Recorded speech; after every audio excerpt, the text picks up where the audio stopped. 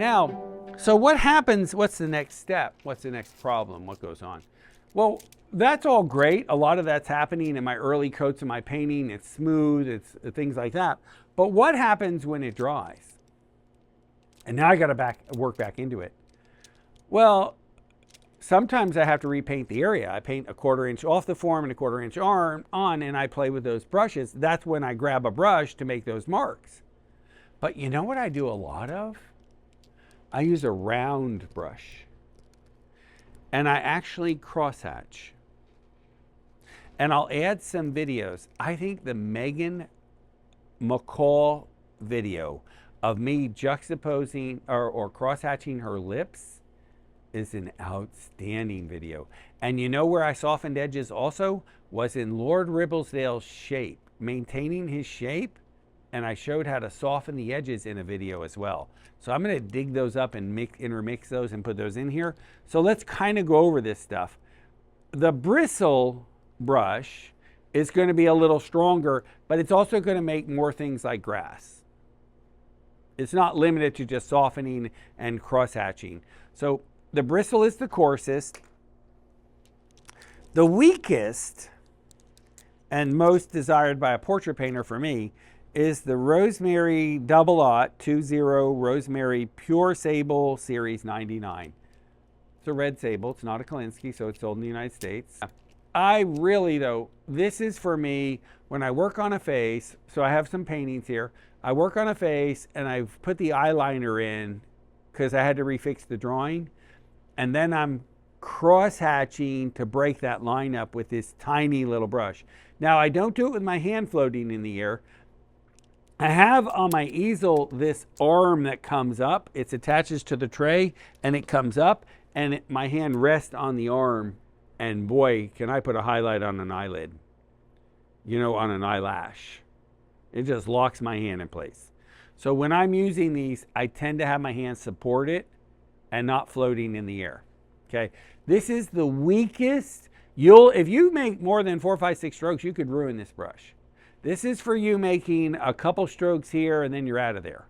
This is not, gosh, I reworked the whole face and I need to crosshatch the living daylights out of this. At that point, I switch to the synthetic white ivory round brushes. They take a lot of the workhorse, so they're also a different mark. The sable brush makes a softer mark where you don't really see the crosshatching. I can hide it, but you can see the effect. Okay, the synthetic, the ivory synthetics, and I have them in different sizes because, you know, sometimes when you're painting, you don't always paint a 12 by 16, 20 by 24 portrait.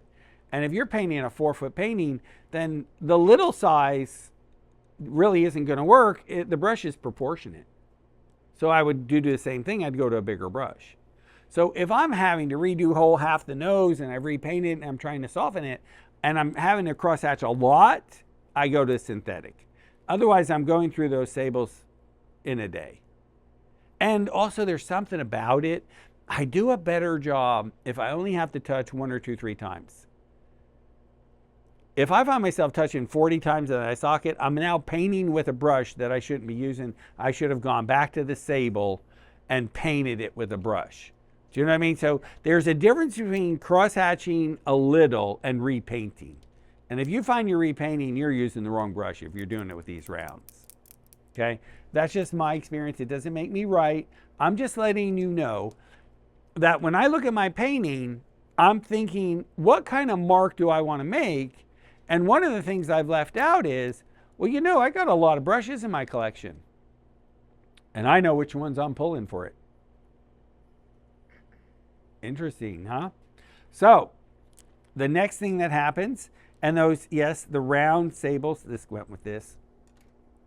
The round sables come in various sizes, and I do use the larger ones, but it's the small one that I really live with, okay? So those are the round sables. Okay, and that's a bristle brush. That doesn't go here.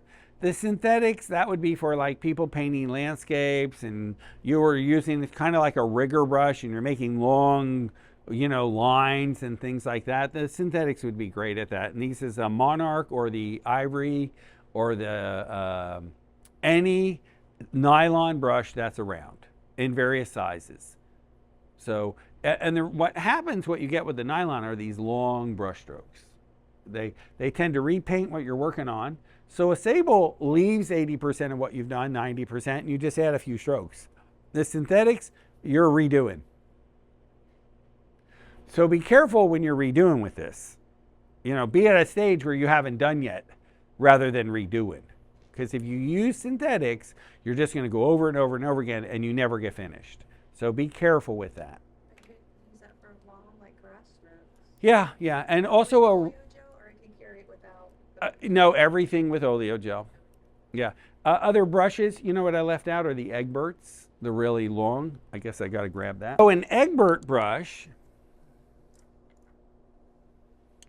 as opposed to a regular bristle brush, has a longer hair, and I'm guessing it's by Mr. Eggbert. You might want to Google that one.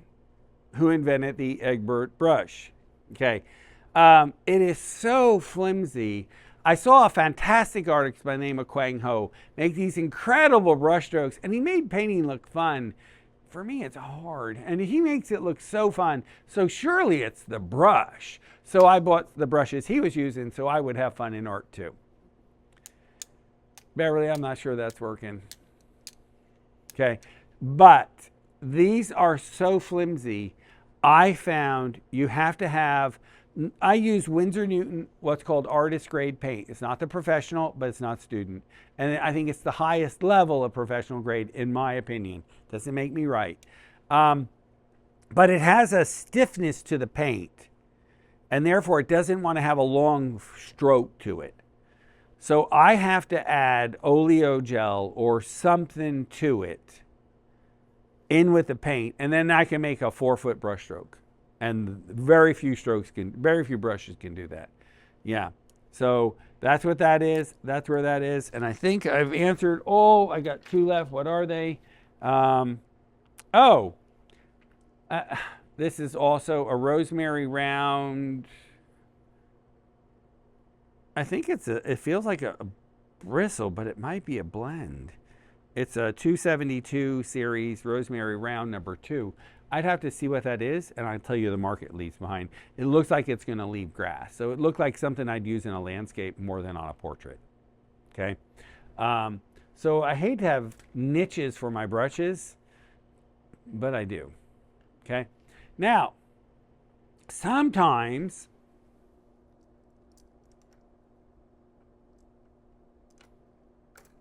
I need to fix a painting and this little tiny sable's too small. It's a test. A table is too small and you'd be painting for hours and it's frustrating. And I'm too lazy to get a number 81 series sable. Especially in the studio when I'm working on things and I don't want to deal with it. It is. It's like a cat hair, cat tongue. So it's a flat brush that's been cut with a point. So if I push hard, it's a flat or a filbert. And if I touch lightly, it's got a point on it. So it's when I'm lazy and don't want to get the right brushes and switch, I just go to this.